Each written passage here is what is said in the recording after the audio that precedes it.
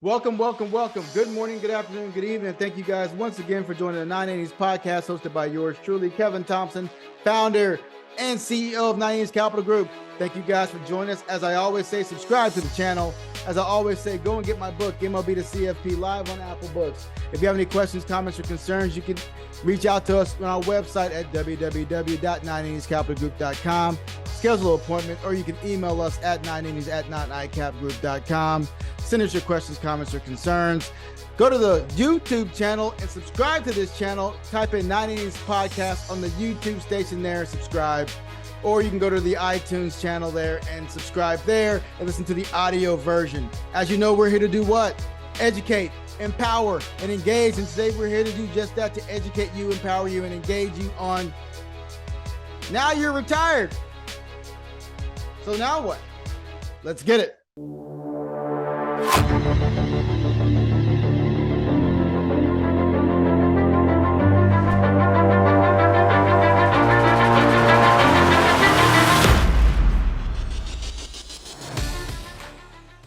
So many of our clients have done a phenomenal job at getting to retirement. They have done all the accumulation tactics. They have maybe gotten to a qualified plan, maybe have their pensions, maybe have some necessary outside savings. We did the bucketing strategies. We did the short-term, mid-term, long-term bucketing strategies. We have our tax deferred, our tax-free, our non-tax buckets all ready to go. We are just full up. Hey, Kevin, today I'm 65 or 66. I got my Medicare. I'm ready to get to I am ready for this, to push this button. I'm ready to go. Let's go. So they push the button. They push that button. But what does the next day look like? You push the retirement button. But what does that next day look like? We've done such an incredible job in planning to this day, but we've done a poor job in planning for this day.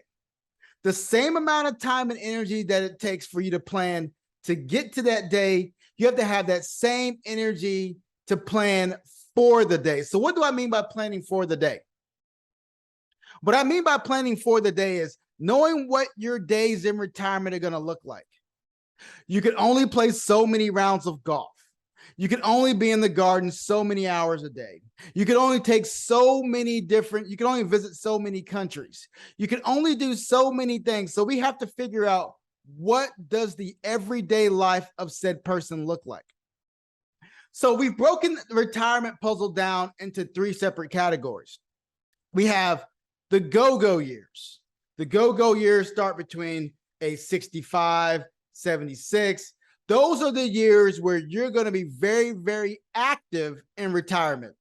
Those are the years you're going to spend possibly the most money in retirement.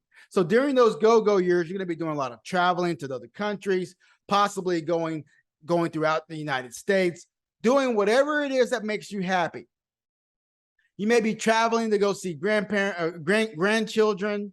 You may be taking care of grandchildren, babysitting, doing things like that. You may be providing support for your kids in regard to services for the kids, for the grandchildren, doing things like that, traveling to see your grandchildren, things of that nature. You're going to be taking vacations, going to be doing things that you're going to just get your mind and make your life as easy as possible. Just to know that those years that you've spent working were for something. And now you're here. So you have to really dig down and dig deep and say, what does my everyday experience in retirement look like? Am I traveling once or twice a week? What am I doing? So our financial planning philosophy works like this. When we take you through a financial plan, we make sure that we are planning for retirement. What does your retirement look like?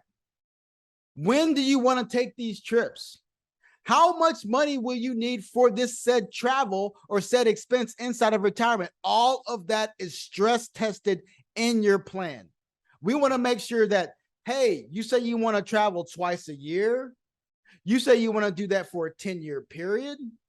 Okay, how much do we think that's going to cost? We set aside that amount, so you have that amount at your ready to know that when the plan comes to fruition, we have stress tested your plan, and you know exactly that your plan will work with a high level of certainty, with a high level of probability. So part one, in your go-go years, we set that money aside so you know that you have $15,000 to $20,000 just specifically for this bucket, and you're going to be traveling. Maybe maybe you do something in the fall, the winter, the spring, whatever it is. We have those things set out for you. That's what your go-go years look like: traveling, experiencing, being with friends, going out with friends, having a great time. So part two, you have your slow go years. Like I mentioned to you previously, you can only play so many rounds of golf. So in your go-go years, you may be playing 5 or 6 times a week. But in your slow go years, you may be playing maybe 2 or 3 times a week. You're not going to be taking as many trips. Maybe instead of taking 4 trips a year, now you're taking only 2. Maybe you're visiting the grandchildren only on holidays versus just every other month. So these things start to slow down in your slow go years. Now, the slow go years don't mean you just cut everything out entirely, because what I failed to mention, in your go-go years, you can still work in some capacity if you so choose. People tend to work in retirement because they want to have that life fulfillment, not because they necessarily have to. It's because they want to. They enjoyed what they do. They may work in some consultative capacity, but they still want to work because they want to feel like they're providing some value to society. So in your slow go years, you still may be able to have the capacity to work, but in a very much more of a abbreviated capacity, because what's going to happen is you're going to be working not 7 days a week, but maybe one or 2, and maybe in a voluntary capacity. So we have your go-go, your slow-go, and then of course, like I said before, your go-go is 65 to 76, quote unquote. Your slow-go is probably between your 77 to 85. And of course, 86 plus, maybe even 90 plus is your no-go years. No-go doesn't mean you're not doing anything. Maybe in your no-go years, like I said, in your slow-go, you're playing 2 to 3 rounds of golf a week. Maybe you'll just play 1. Maybe in your no-go years, you're traveling. In your slow-go, you're traveling twice a year. Maybe you're just traveling once, or maybe not at all. Your no-go years are your ability to spend comes down, but your spending capacity may go up because of healthcare costs. That's why it's always important to talk to your financial planner, maybe about long-term care planning, maybe about having an insurance policy with a long-term care rider on top of it, so you're not going to be a burden on another generation. Not saying that my parents are going to be a burden. Absolutely not. But the idea is we want to make sure that we're not bringing on undue pressure to other individuals inside of our family.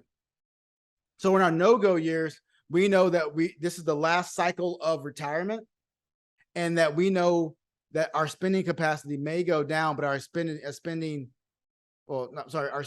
may go, overall spending may go down, but our spending capacities in regards to healthcare and things like that may go up. So it's important that we factor that in when we talk about financial planning. When we talk about the financial planning picture, we talk about these 3 phases of life. We talk about the capacity to spend within these 3 phases of life. We talk about what that looks like.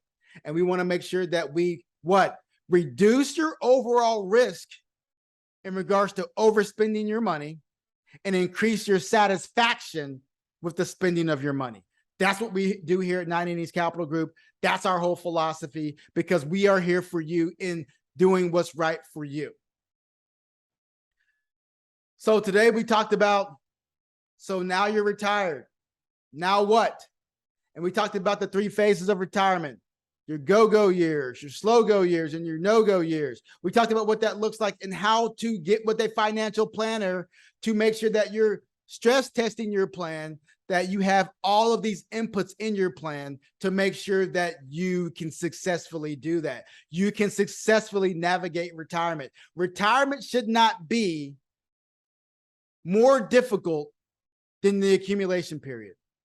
It should be less stressful and more free-willing, quote unquote, or more enjoyable because you have the capacity to do so.